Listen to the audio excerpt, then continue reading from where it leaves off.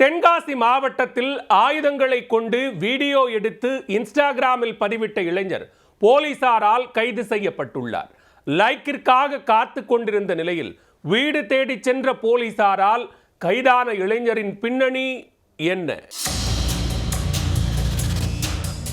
தென்காசி மாவட்டம் புளியரை அருகே உள்ள கேசவபுரத்தை சேர்ந்தவர் 23 வயதான சுடலைமுத்து.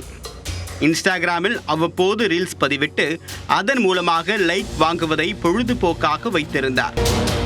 இந்த வீடியோ சோசியல் மீடியாக்களில் வேகமாக பரவியது. கையோடு புளியரை காவல் நிலையத்தினருக்கும் ஷேர் செய்து வைக்கப்பட்டது. இந்த அச்சுறுத்தல் வீடியோ தொடர்பாக புளியரை போலீசார் வழக்கு பதிவு செய்து சுடலைமுத்து குறித்து விசாரணையை தொடங்கினர்.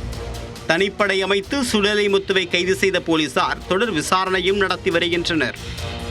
கெத்து காட்டுவதாக நினைத்து பயங்கர ஆயுதங்களுடன் ரீல்ஸ் வெளியிட்டு போலீசாரால் கைது செய்யப்பட்ட இளைஞரால் உள்ளூரில் இதேபோல் உதார் காட்டி வந்த வாண்டுக்கள் அடங்கி ஒடுங்கி அமைதியாக இருக்கின்றனர்.